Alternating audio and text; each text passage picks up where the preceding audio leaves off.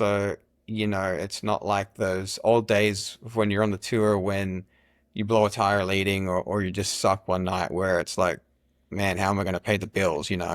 So it's good to have that pressure off and just go racing, for the purity of it and do it like you did at the beginning of your career when you're just doing it because you love it. Green flag in the air.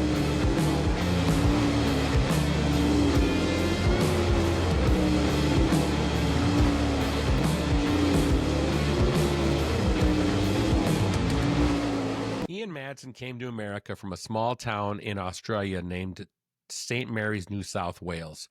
His brother had come over to America and pursued his sprint car racing dreams. Ian came over to help brother Kerry in the pit area and hopefully get a shot himself someday. Through time, Ian earned the respect and the trust of certain people and got the opportunity to race sprint cars in America.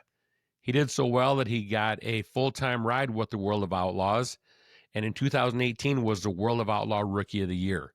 Before that, he had won a couple championships at the Knoxville Raceway, had a couple Outlaw wins to his name also. Just 5 short years later, Ian Madsen retired suddenly from the sprint car world. It caught everyone off guard, and nobody really knew what happened. Did he really want to retire? Was it time to retire? Well, we're going to find out today because Ian Madsen is back racing sprint cars, not in just America, but back in Australia also. We're going to hear all about that story and what happened in between then, how he got to where he is today, and how Ian won the good fight. If you've enjoyed what I've been putting out, I appreciate it very much. I hope that you guys will share my stuff, follow, like it, comment on it. I'd love to hear from you folks what you're liking about what I'm doing. Maybe some possible ideas, some stuff you'd like to see in the future, and just some overall feedback.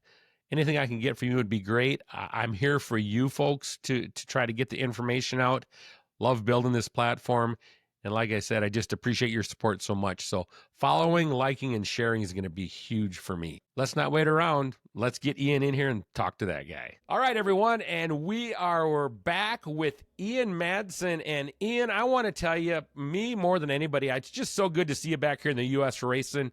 Tell us a little bit about how you got back over here. So yeah, I didn't have any plans to come back over, but racing got finished in Australia in early May, and it was kind of last year. I didn't anticipate that I would be back in a race car so quick, but it was once I got myself sorted out, I kind of figured out it was something I really missed in my life, and if an opportunity came up, I would love to do it.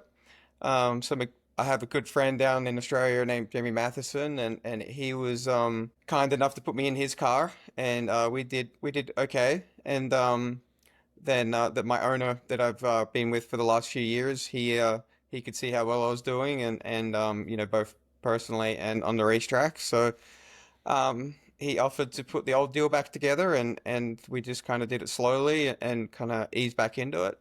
And we had a lot of success at the end of the year. So once racing got finished there, I just kind of thought that as healthy as I am and as good as I was racing, I kind of owed it to myself to come back over here and give it another shot. So I called my friend Steve and asked if I could come back and stay and work with him. And I was lucky enough that the next day after I got here, I talked with Troy Runfro, and he was kind enough to put me in for one night at Jackson, and we did relatively well that night considering. And then the ride opened back up a couple weeks later, and I just jumped at the opportunity, really. And, sometimes you just got to have a little bit of luck on your side, too. And maybe sometimes things are just supposed to happen the way they are. I want to just jump back and touch on it just a little bit so people understand what you're talking about when you say you got things going again in your life. November 2nd, 2023, Ian Madsen suddenly and abruptly announces his retirement. And a lot of the sprint car world's kind of, on its ear a little bit, and nobody really understood what was going on there. and talk just a little bit about the battle that you had going on yourself. Wade Onger documented it very well. And I want to give big kudos to Wade because he did an exceptional job with you, and you did an exceptional job at talking to people. But just touch on it a little bit about what was going on in your life and why you are able to be unretired now, which makes a lot of people happy. Yeah, I just had lots of negative stuff going in my life, and there was some addiction problems there late 2023 that had kind of accumulated over the past few years. So I just felt like it was time to take some time off and take care of it. I probably didn't need to retire the way I did, but it was just that's just the way it worked out, and I had become pretty jaded and cynical towards the sport, because the last few years of my career in the US had been pretty tumultuous. So I took a year off, and I'll be honest, at first I didn't see myself coming back into the sport, but I had a year off and some time to recalibrate and for reflection and introspection. And I just decided that it was something I wanted to do still. I just had to get healthy before I could come back and really show people that I'm serious about it. You guys put your butts on the line every time you strap into that race car. You guys are doing it for a living. You're trying to make ends meet with that. You do it for the love of it, but at the end of the day, people don't realize that's a human being sitting there, and he has a life away from racing too. And all people see is the glamour, the ritz, the glory, but everybody has their own struggles, and that's something that I think sometimes people fail to realize. Yeah, I think that's true in some aspects, but I think that's why doing the documentary with Wade last year was such a weight off my shoulders, because it was a way for me to connect to people out there working regular jobs and going through the struggles that I have, and it's been quite fulfilling to me to just last week at Knoxville Raceway, I had a gentleman come up after the races, and he basically said watching my interview with Wade had saved his life. So, that made it all worth it. And I have to really thank Wade for doing that, because, I was apprehensive at first to do it. And I think it was natural to be nervous about it by putting yourself out there. But it just got to a point where I was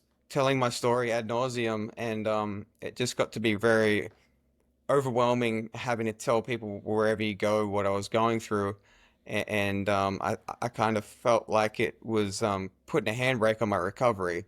So I think just by putting myself out there and being truthful and honest about it, it really put away a lot of the speculation and rumors that would have been circulating around the sport.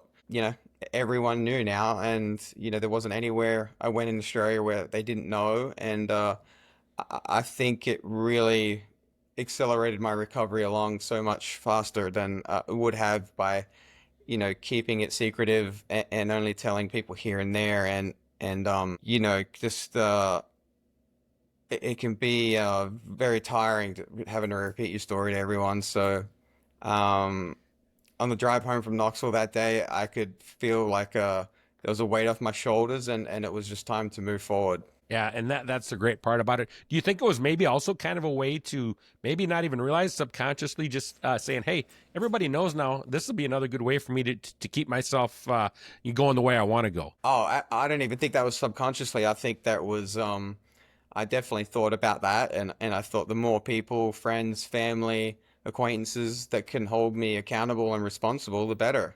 And because it's a huge part of our sport is you go race, and you kind of when you're on the road and you're sitting there for days at a time, it's party time sometimes. So it's I think it helped a lot, just being held accountable, and not being offered a beer or anything wherever I go, and kind of letting that temptation sink in. You've had some great support, and people that have that addiction, from what I've learned anyway, you need support. You can't do it on your own. And I just want to throw two names out there. And the first one would be Steve Fitzpatrick. And some people will know Steve from the sprint car world. I believe he worked for Terry McCarl for many years, and Yes, he did. he's a just a good, upstanding person. Talk a little bit about what Steve did to help you out too, because it takes a team. Yeah, it does. So, I spent some time in a treatment center early 2024, and I came back out and started to struggle really quick. And I had heard through some mutual friends that Steve had been through some struggles himself, but unfortunately, we didn't really know each other. It was kind of each time we walked past, it would just be the proverbial head nod for the last 20 years, and I had been close to reaching out a few times, and I was lucky through a connection with Doug Rankin that Steve was able to reach out to me, and it just started slowly, you know. He was just like, "Why don't you come up here for a day and just hang out for a few hours and just hear me out?" And I drove up here and sat with him for a few hours, and it was the best thing I ever did in my life, and it was just really it really put me at ease to hear that someone else had been struggling with some of the stuff that I had, and it was, you know, I come to work here not long after that and spend a lot of time, and then, you know, a few weeks after working here, he offered me to stay here and live, and you know, that was just indicative of the kind of man he is. He's very kind, very generous, and you know, I love him with my heart and soul. So it's been you know, it's just basically like having your own personal counselor each day, and I think as much as he has helped me, it's helped him as well. So um you know, like you said earlier on, it's everything happens for a reason and works out, and you know, I just kind of feel like everything that had happened to me in the last few years was setting me up for this, and you know, it was just, you know, a lot of cynicism and stuff had creeped into my life and negativity, and it was just refreshing to come up here and spend a year here and kind of get a more sanguine outlook on life and racing and all of the above. Tell us just a little bit shortly, when you say it came up here. A lot of people might not know where that's at. I think you're Okay, in yeah, Norwalk, so Iowa, right? yeah, I did get out of treatment in, I believe, February, March of 24, and I went to live with my brother in Knoxville, and you know, things were pretty rocky, and not on his end or anyone else's, just on my end. And you know, it was just good to come up here to Norwalk where Steve lives, and work with him and just spend time with him, and his wife Heather as well, and he's got two really cool boys, and it's just kind of a, you know, the family away from my family that I needed, and I didn't go to the racetrack for a long time, and just kind of really focused on self-improvement and getting myself ready for the day I could come back to racing if I ever did want to come back. Did the thought ever enter your mind that, maybe my racing days are over? Not just as a driver, but I know that you've supported your brother for many years on and off, wrenching for him in the pits, going with him when he needed help, being that brother there to lean on for each other. Did it ever cross your mind, hey, I might be out of the racing game forever? Yeah, it did, and it was near. I'd kind of come to the a certainty that it was over for me, and um, that was hard because not only did I couldn't race, but I just got to a point where I didn't even want to go to the racetrack anymore because it was you know, it'd been the last couple of years had been really disappointing for me, and so it was not only sad on the not racing element of it, but not being able to be there for my brother and help him last year was tough too. So, but I knew in big picture it was something I needed to do to learn more about myself and what I was going through, and just to be strategic about when I come back and how I do it, and just putting good framework in place so that when I did come back, it couldn't kind of go awry again, I guess. So Absolutely. I want to read this to you. I don't know if anybody's read it to you lately, but it says, "It is with great sadness that today, after 20 years, I'm announcing my retirement from sprint car racing," Madsen said. "This is not an easy decision, perhaps the most difficult time of my life. I arrived at the decision for a myriad of reasons. After the completion of the last 2 to 3 seasons, I have been stuck at the proverbial fork in the road." This is the part that I think is really ironic, Ian. It says, "This time felt different, like a receding glacier. We all know this day will come, but still, it doesn't make it easier. I do not know a world outside of racing, nor do I know if I will have anything to offer my new world. This is both terrifying and exciting for me." And I was just thinking, you said that's probably when you're down at the most downtime. When I related that to Wade's interview, and I don't want to dig deep into this. We're going to move on pretty quick because everybody can go out and listen to it. So we're not going to sit here and dissect this. But that key part about I'm terrified. And do you think it was maybe where your life was going instead of what you're going to do without racing a little bit? Because to me, there was almost I was doing homework. I like to do a lot of homework on a lot of my guests, and I just thought, this is almost a subliminal message that he is saying. Does that make sense? Yeah, it does. And yeah, I probably didn't really know if I was coming or going at that point. And it was, I probably wasn't in the best headspace when I made that decision. So it's hard to know looking back where I was at. But yeah, I think you kind of touched on something there that sounds, more reasonable than just not, knowing if I was going to enjoy being, a counselor or a Yeah. mechanic. You know what I mean? I think it was more terrified of the downward spiral that I was on. And, there's a saying, that you don't get healthier or really have that epiphany until you hit rock bottom. But I think for people in my world, it's more like a bottomless abyss. And it kind of gets to a point where it's, how far down do you want to go? And I just didn't see a way out at that point. And I was just fortunate enough that I really had friends that supported me and a really good support network. And, I'm sure you know this too. It's when you're in the midst of that, it's easy to think that you're only doing damage to yourself and it's not hurting anyone else. Um, but it wasn't till this latest really long period of abstinence and sobriety that you're kind of able to really see the collateral damage you've done to friends, family, and basically anyone that was in your circle. Um, so, there's a lot of remorse about putting my friends and family through it. Um, but it's a motivator not to let it happen again. And I'm just going to share this real quickly so everybody knows. The reason I called you, I called you the day I heard that from Wade was because I've been down the same road you've been down.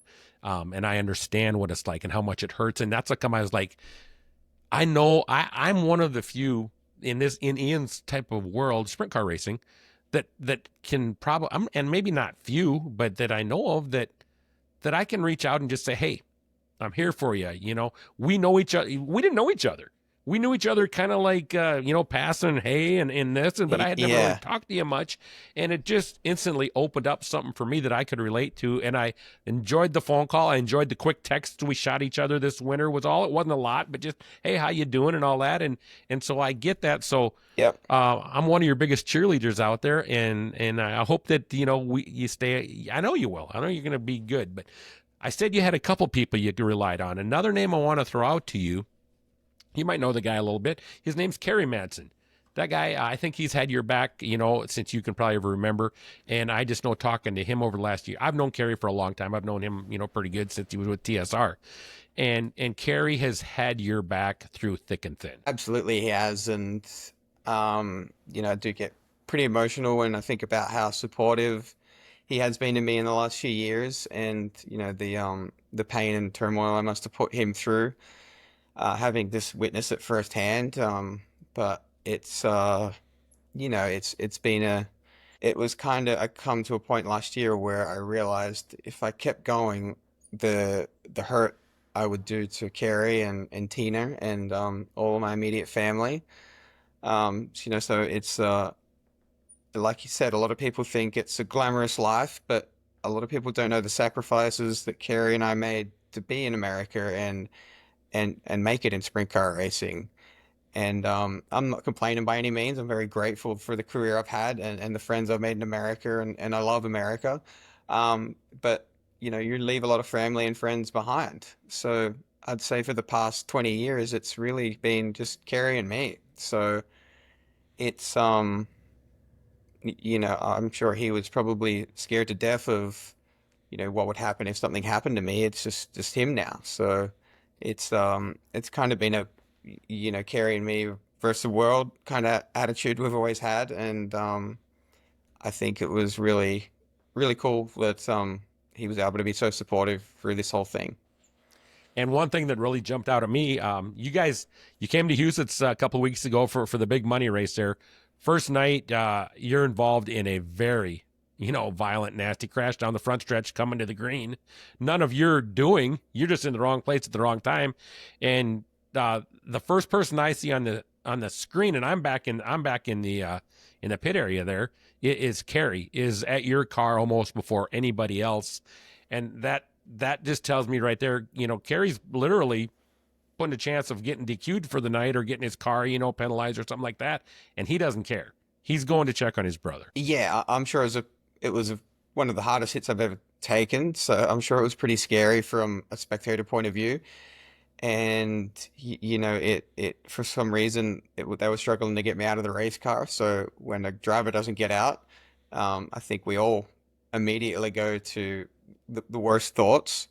So it had to be knowing what I've gone through the last two couple years and um, the work I've put in to come back into a race car. I'm sure it was pretty scary seeing me take a violent crash like that on my second or third night. So yeah, like you said, it was really cool to see him out there.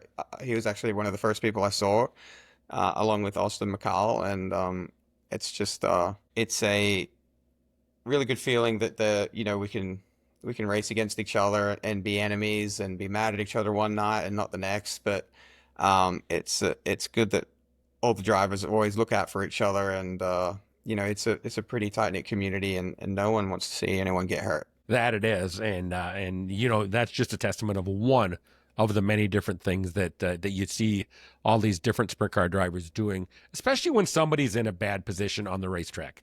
So that's nice to know too. So okay, Ian, let's do this. Let's jump back to you as a young teenage boy, whatever, back in St. Mary's. And first of all, for those that might not know, St. Mary's, I believe, and you're going to correct me if I'm wrong, is a suburb of Sydney, probably on the west side, away from the water compared to the east side of Sydney. Absolutely, yeah. It's kind of a suburb about an hour west of the CBD of Sydney and right on the western outskirts. So yeah, I grew up there all my life, and it could be a pretty rough place at times. And you kind of have to learn from a young age that you got to fend for stick up for yourself at all times. So um, I think kind of that's where that win or die attitude was kind of bred into us, was growing up in Western Sydney. And so yeah, that's where I lived all my life until 17 or 18 when I finished high school. That was when my friend Matt and me decided to make a really ballsy move, and we kind of just both got on a plane and moved to America to work for Carey. So, it was, if you look back now, it's probably not the most rational decision that two kids should make, but it really worked out well for the both of us. So Carrie's driving a race car in America. Talk a little bit about your driving experience when you got started, when you first ever got into a sprint car or a go-kart or anything. And from what I just kind of happen to know from listening to Wade is you didn't have a lot of experience. So you were more on the mechanical side, I'm assuming. Yeah, honestly, I didn't ever see a way for me to get into a sprint car. Um, there'd been some stuff that had happened in my family, and there wasn't a lot of money around at that point. So I was just happy to come over here and crew for Carey because there is such a stark contrast in our ages that I never really got to spend much time with him as a kid. So I think subconsciously it was just a way for me to come over here and spend a lot of time with him and get to know him a bit better. Obviously he was my hero growing up as a kid and the reason I fell in love with racing. So yeah, I come over here at 18 years old and I don't think I got really an opportunity to race until 2010 when I was 26 years old. I'd had some sporadic racing in Sydney. I was probably getting 10 to 15 shows in a year with a kind of a car that my family had thrown together for me and run enough carry scraps. Um, so yeah, I was fortunate enough to get a chance in 2010 and I think I've raced over here ever since. So, you know, having Kerry in your corner definitely helped. And yeah, it was just like I seem to get a little better every year. And then in 2013, I got a really good opportunity to do it the right way, and it's been good for the most part to me ever since. All right. So speaking of the 2013, and I believe that was the year the Nearing deal came together, and KCP, and explain the difference to me on that, because that's a ride you were with for almost 8 years, I believe. Yeah, so I think it started through Matt's connections he had made in the construction industry. Brett Nearing was the founder with Matt, and they were. I was lucky enough to get the opportunity in 2013, and I had a really successful season in Australia that year. Won the 50,000 race from the back in March, and had a lot of success in Barry Lewis's car, and you know, kind of got the call that Matt was going to put a team together with Brett Nearing. So got straight on a plane and got over here, and we started to put it all together. Was that something that just kind of And I came think right out that, of the blue? And don't worry about the dog in the background, because I love the natural stuff. That means I'm not worried about it being all professional. So so let her rip. But nah, never was mind. that, was that something that you had anticipated, or was it kind of a surprise that you got that call? I knew that I'd been doing well enough to get a decent ride, but I definitely didn't expect it to be, you know, to have as much funding as it did and people that were serious about it and that led by example and, you know, basically wanted to do it the right way and to win.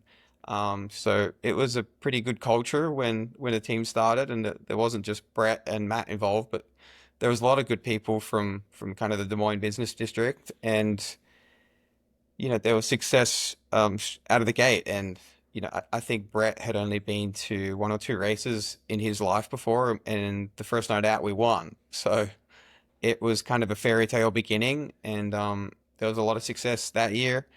And I won my first outlaw show in Deer Creek in September. So it was just Of 2013? I think Was that in yes, 2013? yeah, won my first outlaw show. Yep. And you know, I think the Okay. success combined with the funding there and their willingness to do it the right way and go out and win, it was the perfect recipe to even go bigger the next year. And basically every year I was there ever since. It was they always look for ways to improve and make the team better for not just me, but they have a lot of great people that were involved in it. And yeah, it was a good deal for me for a long time. Tell me about the emotion you had for your first outlaw win. Deer Creek, Minnesota, and that team's pretty much, I think, are they based out of Des Moines still? Or back then still? Yeah, I think they're still in the same place. Yeah. They're So, it's a Des Moines-based team. Yeah. yeah, so it's pretty much a home game.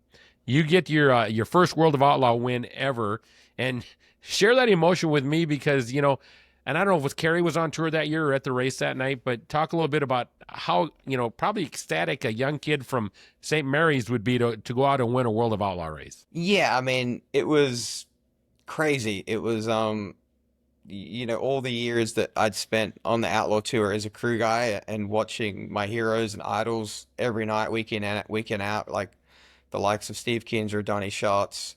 Um, and then, you know, there was a point where I didn't ever think I'd get the opportunity to race in America.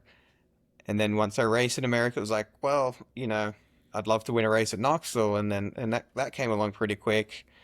And then obviously every driver's dream is to win a World of Outlaw race because it's, you move from Australia over here, you want to beat the best, and just like a basketball player would want to come play in the NBA, or someone comes over and wants to play in the NFL. It's like you come to America and you want to be a World of Outlaws driver. It still has that prestige to it. So yeah, it was just one of those nights where everything fell together, and we couldn't do anything wrong. The crew chief at the time was Doug Rankin, and he's with Kerry now, so it was just me and him at the racetrack that night. And I remember it actually started to rain a little bit on the feature race, and I was in my head, I was thinking, man, if this thing can just get to halfway and they have to declare it, that'd be awesome. And then, it's like the rain kept getting heavier, and I was like, well, I don't think they're going to declare it. So, once that checkered flag dropped, I remember just such raw emotion, and I remember tears coming from my eyes, and just remembering how hard it was to get to that point, and I just really couldn't believe what we had achieved. Yeah, that's good stuff there. So you you guys continue to advance the team, and I believe in 2000, well, you won the Knoxville, you got 2 Knoxville championships with that team also, didn't you? Yeah, so we finished second the first year in the championship, and the following year we were able to win it in 2014. 15 and 16, I think we were second and third respectively. And then 2017, we won 6 or so races and was able to take out the championship again, which was really cool. I think that was one of the best years of my career was 2017. And then kind of that led us to the point where it was, we felt it was the right time for the team and me as a driver to head out and give it a shot on the road. So 2018 was the first year that I was, able to live out my dream and race the full Outlaw Tour. And you also ended up with Rookie of the Year that year. Do you remember, did you win a couple of races that year also? No, so, it's, everyone always thinks they know what it's going to take to be on the road. And I had preconceived notions about what I thought it would be like since my being out there as a crew guy. But I don't think anyone anticipates how intense and tough it is for your first year out there. You go to a lot of new tracks. There's a lot of pressure from team and financial backers, and it's easy to get your confidence beat down on you, and it's easy to kind of get into a hole. And we definitely had some first year struggles with our cars and the package we had, and probably me as a driver. Kind of we had geared everything up towards our Knoxville program, and you go out and race at a lot of places that don't have the speed and the grip that Knoxville does. And per firsthand, if you're not 100% on kill at an outlaw show, you can get embarrassed really quick. So it was a tough year. We had a couple races that kind of got away from us, and I ended up winning the World Finals in Charlotte at the end of the year, and that was actually my first win of the year. Yeah, that was on. Ironically, I was putting some dates together because I was trying to find your first Outlaw win, and that was in 2018, November 2nd, 2018. You get that Outlaw win. And then I just thought how ironic it was, as with the previous story we just talked about, November 2nd of 2023, you put out your retirement. And I just thought it's, weird how certain dates work out sometime. But I'm, like I said earlier, I'm so ecstatic that November 2nd of 2023 was just a pause instead of a retirement. So that's to me, that's a cool thing right there also. Let's keep rolling through your career here a little bit. So, you stayed with the 18 car, and I don't know, did it at some point, was it always the Nearing deal, or was KCP the deal, the whole thing? Help me out on understanding that one a little bit, because I know it's KCP now. Yeah, I mean, I've been gone from the team for 5 years, so I don't want to say anything that's not, that's out of. I don't really know how the inner workings of it work anymore. But when you were out there still. When I was there, Brett it was always between Brett and Matt were the most heavily involved. And Okay. I think Nearing may have come off the car in my last year or two, and it kind of transitioned more to the KCP side of it. So All right, so I had seen that you had driven the 5 car of Guy Forbrook and then the 11 car of McGee to end out 2020. Tell us a little bit about how that kind of went together, because then I see that the 11 car you were back in 21 also, unless my timeline is off. No, you've got it fairly accurate. I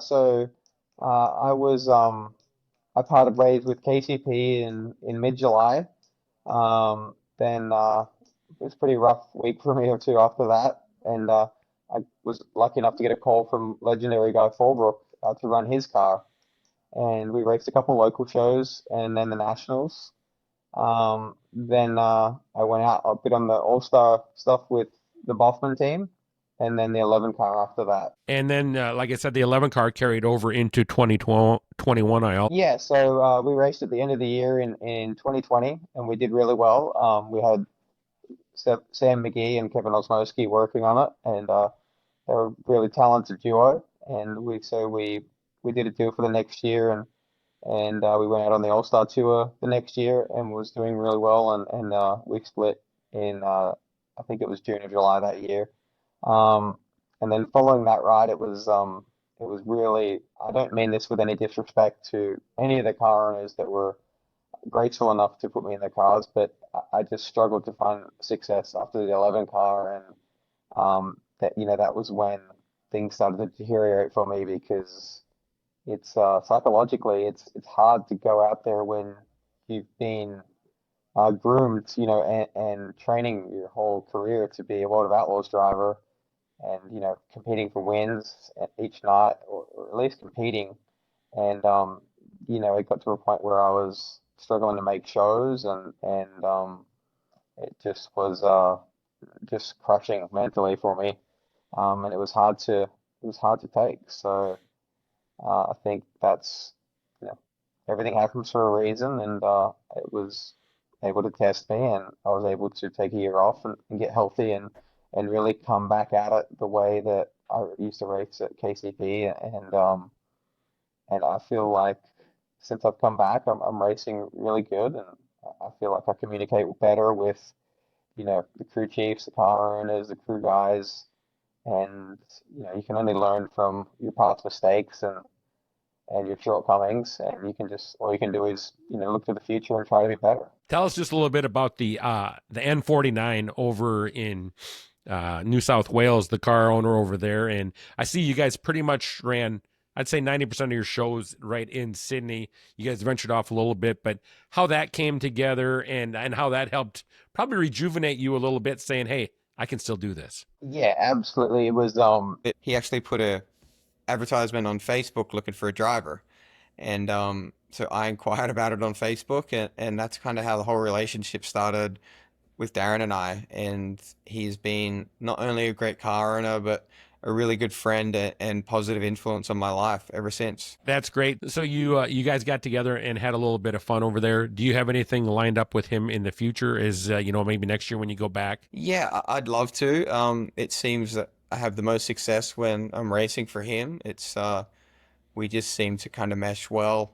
He has a real quiet demeanor, and he doesn't put too much pressure on me or my crew chief Clinton McKenzie down there to do well. He just kind of lets us do our job, and for the most part, it's a really successful venture between the two of us. And I feel like I have some unfinished business down there as well. There's a couple big races that I would love to win, and I think about all the time. So I definitely hope that it's we can reunite, but for whatever reason we can't. I'm sure that someone will reach out, and I'll be able to compete down there for the wins. When you say some big races that you'd like to maybe take out over there, are you referring to right in Sydney, or are you talking about Australia, Australia in general? Just Australia in general. Obviously, the Grand Annual Classic is our kind of mecca and our version of the Knoxville Nationals, and it seems to grow every year in popularity and fans and competitors. So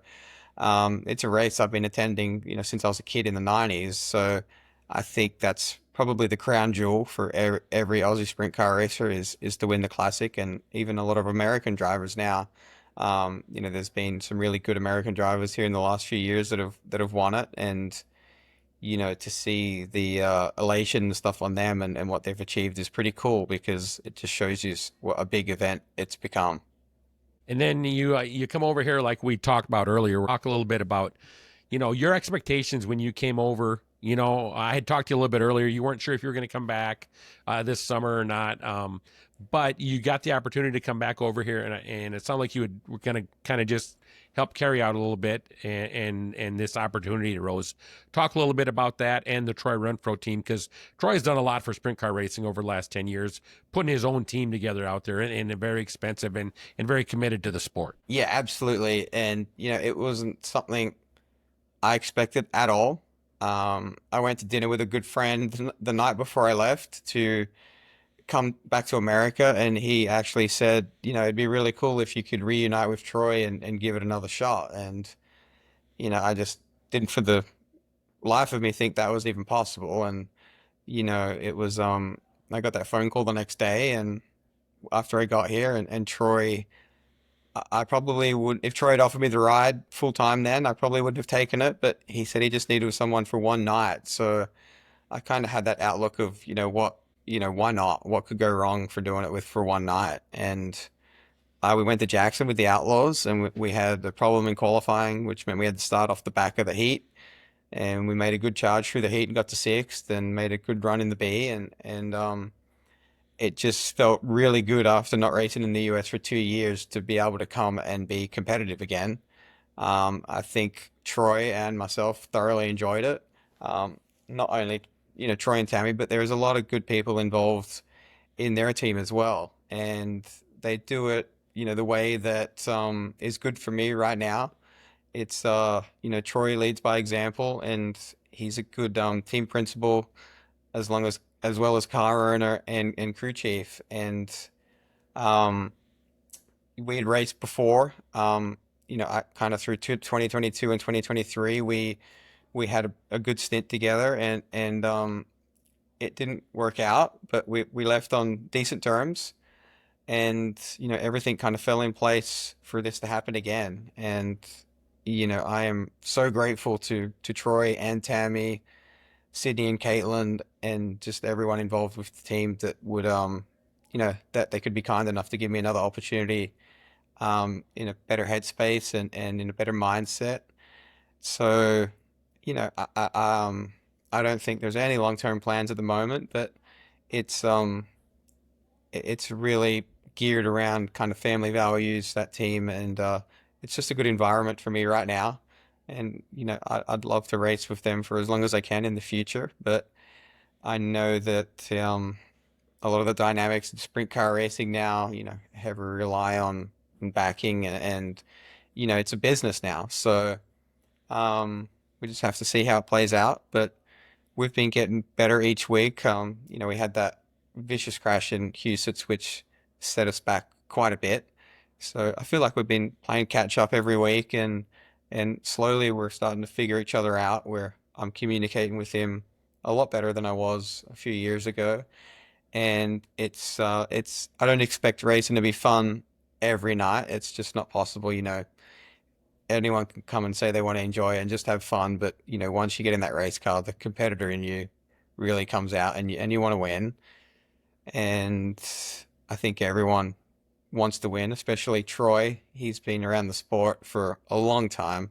Um, so I don't know if you know this or not, but one of the years in the early 2000s, I come over here and crewed for Troy for a little while on the Casey's General Store car with Brooke Tatnall. So he was always someone that, I looked up to, with the likes of Scott Gherkin and Sonny Kratzer, and a lot of people that, I'd kind of come to idolize out on the tour. So it's, Some of the old time crew chiefs I'm that having a lot of, the people probably don't even remember. Yeah. yeah, I mean, and they paved the way for a lot of these younger guys that are out there now. And, it's been really enjoyable for me every night we've raced. And you're gonna have tough nights and you're gonna have good nights, but it's just you know, you really have to work hard at keeping a positive mindset after each night. And, you know, there hasn't kind of been any of that anticipatory dread, you know, each after the nights we have run bad, like I would have had in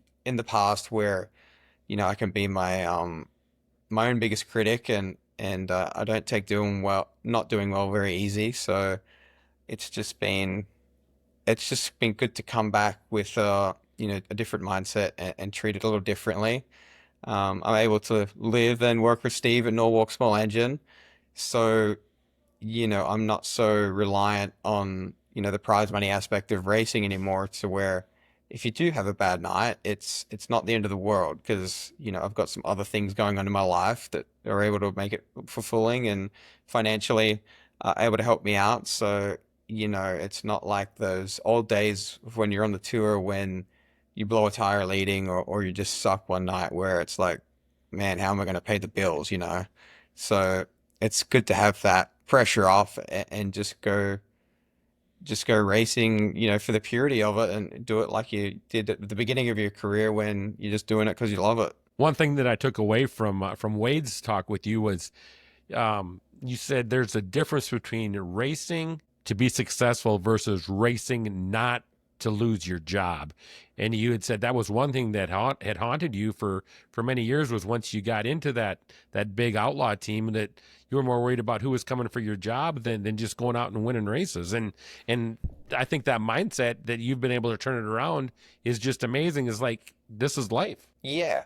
I mean, yeah, those I won't complain about my years on the tour, but you know, it's just it's the nature of the beast. And when you're a driver and you're not winning races, it doesn't matter what your relationship with the team is like. They have people that put in money, and they demand results, and if you're not doing well, they want to know why. And so it would just be naive to not think that if you're not winning races and doing well, that you're not kind of not on the hot seat. You know, there's a lot of good drivers out there.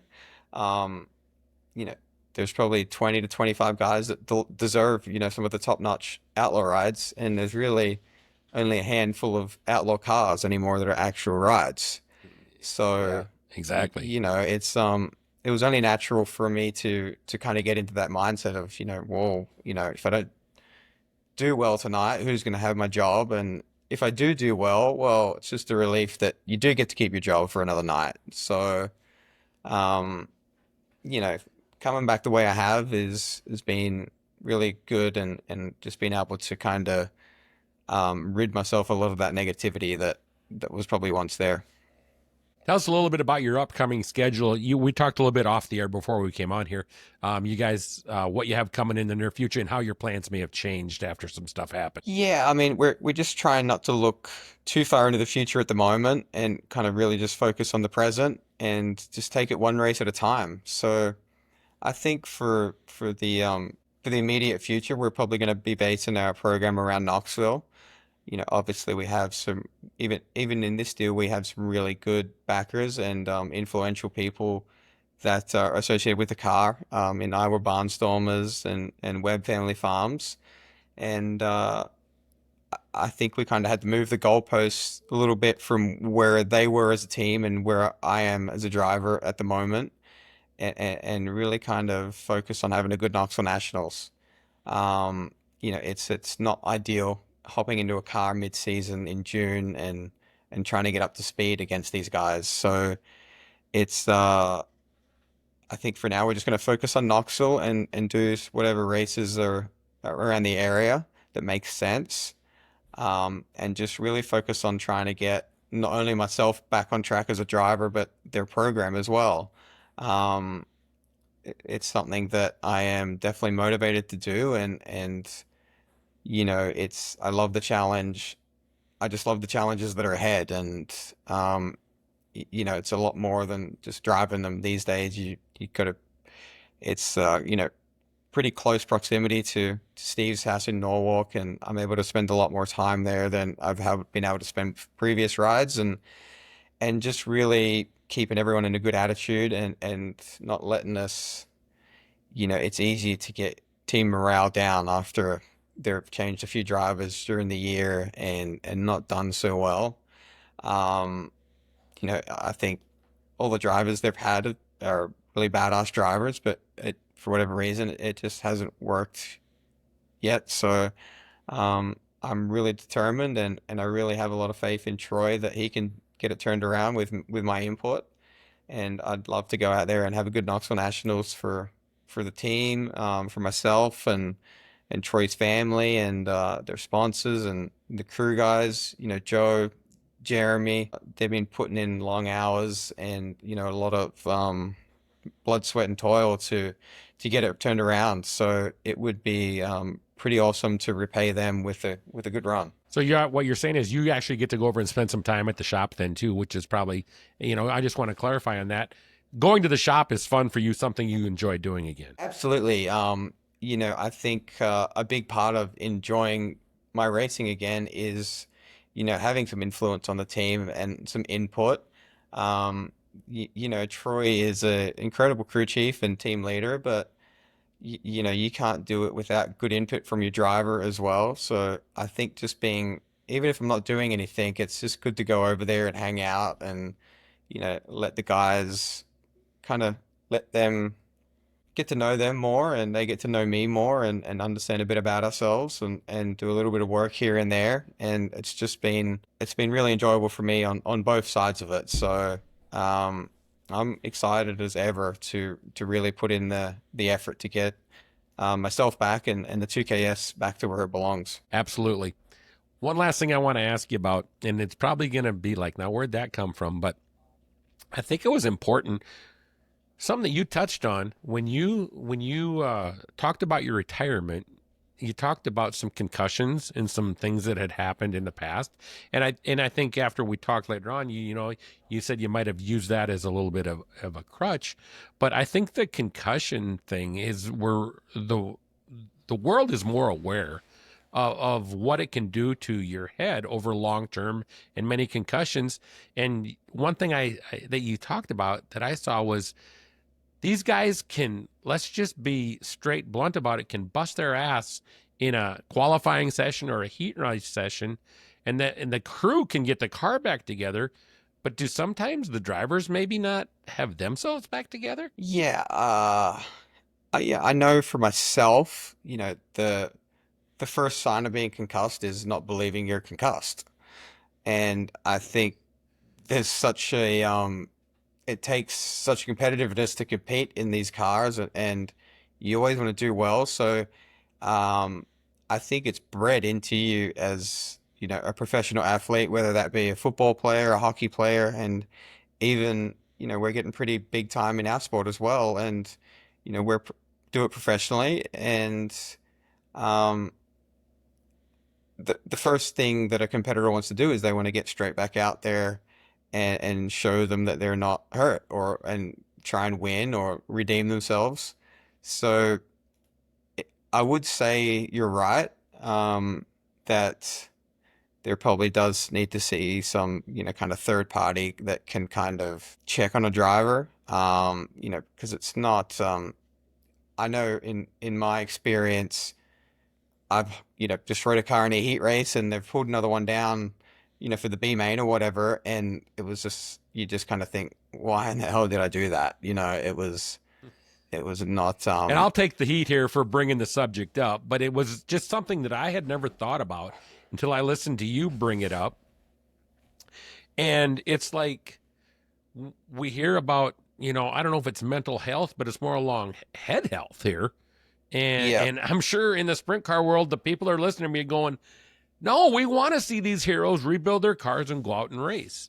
But as I become more and more closer to the drivers, I've known a lot of drivers, a lot of crew members for a long time, but through me just being able to do this show, I've gotten to know more people. And for you to bring that up, I just think is it are we missing something here for these guys that might come back to haunt them in the future? Don't know. I think absolutely.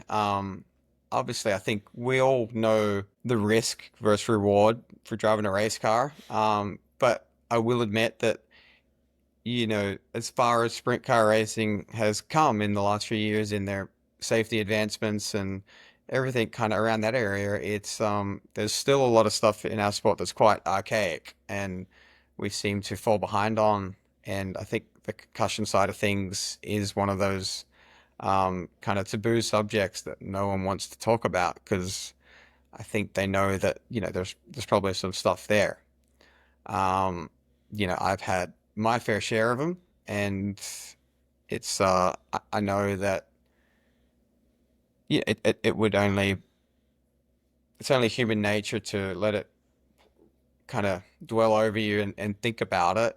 I know that it was a concern of mine, but I think I found that I was able to just take some time off and maybe let some of that stuff heal, and also you know get my health back and um, really prepare myself and put myself in the best position with safety. And, I know that I had this crash at Houston 2 weeks ago and I got straight out and I felt great.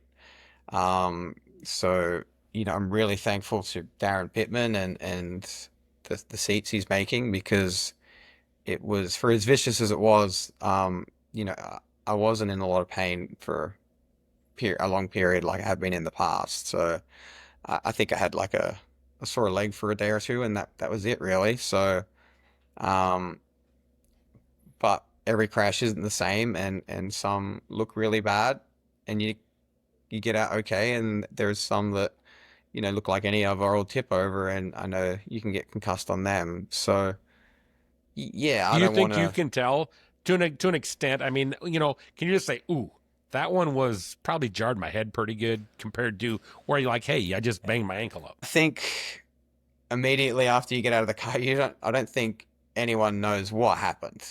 Um, Well, yeah. you're just pissed off because you just tore up a car or a motor or you kind of put yourself out of contention to win. And I don't think it's till the next day that you really start to think about that stuff. And, once the adrenaline wears off and you're like, damn, I'm sore. And, it gets a little harder to get out of bed. And, even for me, personally, it's, even, the sobriety thing has probably helped a lot when I did crash the other night because, it's, there's been a lot of discoveries on the concussion stuff in the last 10 to 15 years. And, it's that drinking and things like that are the worst thing you can do post concussion. So I've been able to treat that crash a little different and in different health aspect. And I think that it was another factor for going like I need to stay on the road I'm on because normally that crash would have hurt for a day or two afterwards and being able to not feel great or you would have gone and had a few beers after it, which we know now is the worst thing you can do. Um, so yeah, just being able to treat your body better, treat your brain better, and put yourself in the best position for when those unfortunate things do happen that you're able to uh, you know, not be. Do you think? Sorry, I didn't mean to interrupt you there. So, do you think that the pressure of these guys on a weekly, or not a weekly, but on a let's say we're chasing points for the World of Outlaws top 10, the drivers feel the pressure that they got to get back in the car that same night, and is it maybe kind of a bad deal because these guys are racing 90 nights a year? Unlike a football team where a guy gets hurt, they can stick in a backup for a week or two while they recover.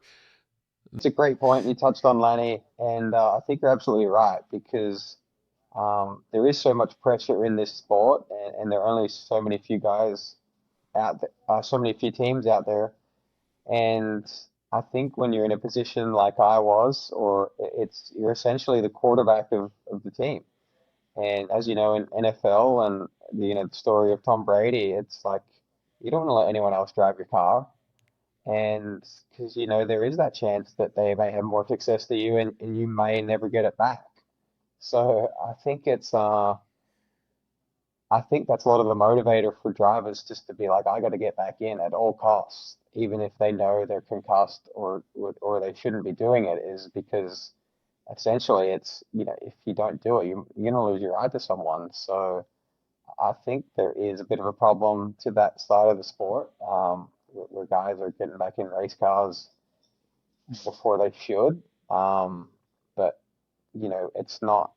I don't think that responsibility should be on the driver because it's how you're bred, and you're bred as an athlete to get back out there at all costs, and and if you're not in the best mindset or you're concussed, you're not going to make very good decisions, and like a bad decision would be getting back in the race car that night after you've just been concussed, and you've been around the sport longer or as long as I have, so how many times have we ever seen a guy get straight back out there and you're just amazed, but then you think back now and you're like, God, that was pretty dumb, So Yeah. I think, And I realize it's going to be a tough subject, especially for the drivers. They're not going to want to hear this because it puts them in a tough spot, and so it is hard to talk about. But it's just something that I never even really thought about until you did your retirement and the head thing, and it's like, man, you forget about that. Then once again, it goes back to the human side of this thing. Is these are our not all the fans as heroes, but these are our friends and these are people too. absolutely, it's they're friends, and it's you don't get to race these things forever either. So you're Yeah. really looking at, you could be looking at 30 to 40 years of life after you've done racing. So um, it's, I guess it's kind of hard to be, prudent in that aspect when you want to win at all costs, but you kind of know down the road that you might pay for some of those choices you made through struggling later on in life. A lot of connections between concussions and a lot of other diseases as well. So it's ultimately there's the danger side of it, and that's why the fans pack the stands every night is because it is dangerous. So it's a fine line, like you said, and it is it's a really a subject that everyone tries to tiptoe around. I don't think I'm in a position where I could really, make any change. It's kind of going to have to be a collaborative effort from, everyone in the sport to help us get better at that kind of stuff. And that's the challenge these days because when you bring up the things that people don't want to talk about or don't want to hear about, and I'm not picking on anybody, I'm not picking on any driver or organization, but when it's something that doesn't want to be talked about, sometimes it just kind of gets the can kicked right down the road and away we go. Absolutely. It seems like we only ever talk about safety and health of drivers after something, bad has happened, where it's been a driver seriously injured or killed, and it puts kind of the safety side of it in the spotlight for a few weeks after it, and then before you know it, we're doing all the same things that we were doing before, and it's Yeah, that and I you can't argue with that. no, so um So you know what? Yeah. So you said that you want there most of these guys 30, 40 years of life after you're done racing, if you look at it realistically, and if we're going to be brutally honest, you've still got some years left in you to race, but I don't think that you're right now at least considering full time anymore, but I could be wrong. But what's on the horizon for Ian Madsen when the physical driving part of the race car is over? What do you like to do, or what do you see yourself doing? so when I went home last year, I started the university course, and I'm about 60 or 65% of my way through that. That's to be a youth work counselor. So, I do have some, I did kind of use that year off to kind of think about those things because I'd never put, all my life I'd put all my eggs in the racing basket, and there was never any backup plan. It was just that you're going to make this work no matter what it takes, and that's probably not the most rational thing to do. So, in that time off, I did look at what I wanted to do post racing, and I think that I do have some stuff in my back pocket now if things don't go the way I plan on my return. It would just be nice. At the moment, I'm enjoying racing competitively, and I think as things go on, it's only going to progress that I want to do it full time again. It's you kind of get that taste that at, the top echelon of sprint car racing, which is the world of outlaws, and it's only natural that you want to get back to that point. So I knew that if I dipped my feet back in, it would end up to where you want to do it all the time again, and I'd say it's kind of already there for me. As bad as the last few years got, I feel like I've got myself back to a point where I compete for wins, and being a sprint car racer for a living is pretty damn cool. Who wouldn't want to be that? But um, I'm only Well, let me take this back. Let me rephrase that because I'd like to go back and say, you know what? I probably put words in your mouth because of what I was thinking, but it might not be true. So let me ask you this. Are you still wanting to race full time right now? I think Do you have it in you? And is that something that, because I kind of put words in your mouth there, and I want to take that back and say that, uh, instead of saying, hey, what are you going to do after racing? I How guess long do you want to I guess race? I didn't really have any expectations coming back into Troy and Tammy's operation.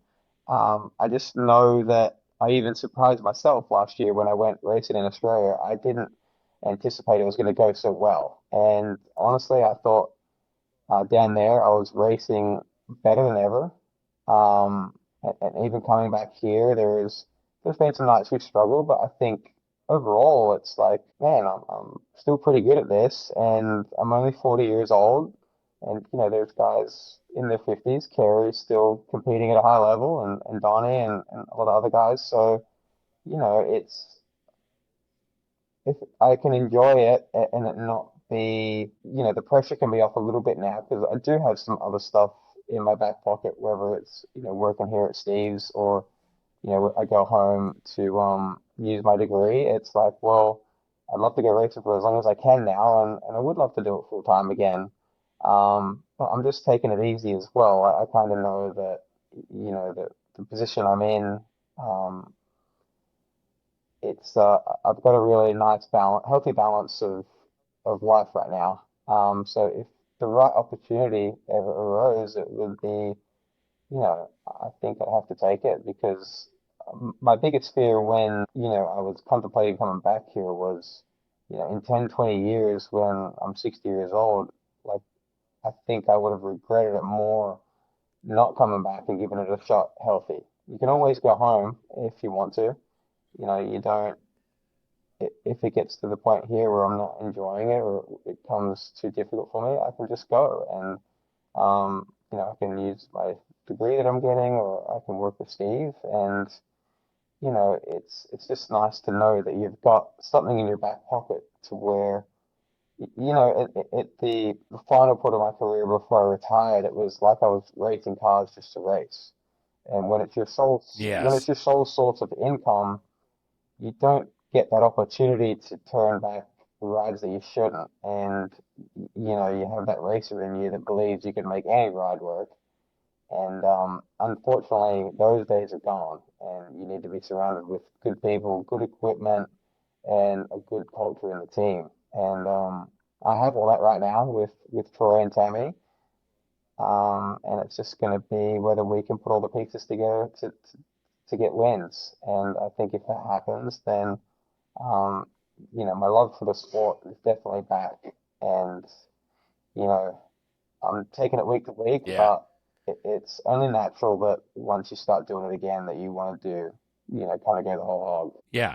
So like I said, I really do apologize for phrasing that the way I No, it's did because okay. I definitely didn't It's want to. kind of I didn't want to put you out I'm the there. one that I kind of wanted, put that yeah, spin on it, when I retired because I didn't really know what I wanted then, and after some good time off, I've kind of really reprioritized my life and the racing I did realize is a huge part of my life. And for all its bad parts, there's a lot of good parts to it too. I've made a lot of yeah, lifelong friends, and drivers, crew guys, and fans, and I kind of think I owe it to myself to give it one more really good shake and see where it goes. Even our friendship has been, there's a lot of guys that I wouldn't say you thought didn't like you, but you just really never had any connection with. And even through Yeah. putting myself out there and the story out there last year, I've made even more friends than I had before. It's like, if I didn't do that, I don't think we ever talk. And I'm really appreciative of your Yeah. support. And I didn't if I'd never done that, I would have never known that you'd been through, a lot of the experiences that I have, and it's been, we stay in touch every now and then, and it's kind of really motivates me to, you motivate me to do better as well, because I know that you've had a long time, and you're one of the people I look up to in my recovery. Thank you. I appreciate that You're very welcome. much. So, and I know the struggle. So the one thing I wanted to make sure we get that message out there though too is not to take anything away from Troy and Tammy, because they've given you so much. But if you were ever afforded the opportunity to hit another nationwide traveling team, it's something you would consider. You'd have to look at all the things to make sure that they made sense for you also. Is that the message I'm hearing? I'd say that's the forefront of the message, yes. Right now, I'm focused on the Iowa Barnstormers and Webb Family Farms 2KS. And, maybe there would be an opportunity down the road where that can kind of do a bit more racing. And I know Troy's got a lot of stuff going on right now. And just right at this moment, it doesn't make sense for either of us to, hit it as hard as some as you'd Yeah. like to. But I think once we get back on top of it, and if they can see that they can trust me again, who knows where it could go. That's perfect, and that's what that's what we all want. I just appreciate you taking the time tonight, Ian, to sit down. And you've opened up more than I anticipated. And I appreciate that. I think a lot of people deserve to hear the story, deserve to know the work you've put in, the commitment you've made to making yourself a better person, and also hopefully a better racer too. But the message I got from you was racing is secondhand now. Me, myself, and I are number one, and the friends around me. Yeah, absolutely. Previously, you know what it's like. From your experiences with it, it's you can't do this for anyone else but yourself. And it took a few times and a few disappointments and setbacks to get to that point where I kind of come to it that you can't do it for family or friends or your racing career or anything else in life other than you need to do it for yourself, and everyone benefits from that in the long run. Your family likes you better, Yeah. your friends want to be around you again, and it's a really good feeling for me that kind of life is coming back. Yeah. I tell you what, I wish you the best of luck, even in the racing world. But I'll always be there to support you. And I think a lot of people eyes will be opened up if they get a chance to hear this side of your story. So once again, Ian, thanks so much for coming on to my show. It's been really uplifting. It's been educational, and it's just cool to getting to know the Ian Madsen of 2025. Thanks, brother. I know we've been trying to do this for a while now, so it was finally good to get it done, and I'm going to look forward to seeing you around the racetrack this year. Absolutely. We'll see you on down the road. Wish you and Troy and the gang over there at the 2KS a lot of success as the season gets going. So look forward to seeing you down the road myself. Thank you so much. Have a good one. All right. We'll see you soon, See ya. buddy. Yeah, bye. All right, everyone. Well, there you have it. Ian Madsen's great story. I call it a great comeback story, but I don't think that he's done. And hopefully Ian has some more great success in the sprint car world. But most of all, I hope Ian has great success in life. I have a feeling he's definitely going to do that. He's got things headed in the right direction, and I couldn't be happier for him. I will really appreciate him coming on the show today and opening up a little bit. I also want to tell you folks, if you want to hear the whole story detailed, go find Wade Onger on YouTube. Wade did an amazing interview with Ian back in October of 2024. It took place right at the Knoxville Raceway up in the suites, and it'll pretty much lay out everything you ever wanted to know about Ian Madsen and his personal struggles with addiction. We got into it just a little bit today, and Ian said he was more than comfortable to visit with me about it. So I knew that going into the show, but I didn't want to press on it too much because we all know generally what it does to us and how Ian has handled it. He's done a great job, and I'm just, like I said, I was really excited to have him come on the show today and share some of that with us. One other thing I have forgotten to do lately, and I need to give a little bit of kudos, a little bit of shout out to the people that helped me behind the scenes.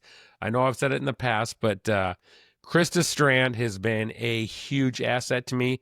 She does some of my technical stuff. She does some of my cover art, and she gets some of my stuff out on the pages where it needs to go. I'm getting it figured out a little bit on my own and doing it some on my own, but Krista Strand has been a godsend for me in this podcast. I also want to send a special thanks out to my twin brother, Lonnie Nichols. Lonnie has done amazing work with me behind the scenes on how to get the stuff onto other platforms and how to get it out there the right way. And so we're continuing to work on that, and it's getting better every week, I think. Once again, I want to ask you guys if you enjoy what I'm putting out, because I'm enjoying doing it for you. Give me a like, give me a follow, give me a share. Shares are huge for me. Would love to have that to get my content out there. And I'm doing it for you guys. And the more I can do for you, the more fun I'm having, and I hope you're enjoying it. So just if you get an opportunity to help me out, I'd sure appreciate it. That's going to do it for this week. We've got a little bit of a change coming up next week. We're gonna do an interview with something a little bit different. Going to be another great racing personality, and I think you're really going to enjoy it too. So I'm looking forward to that.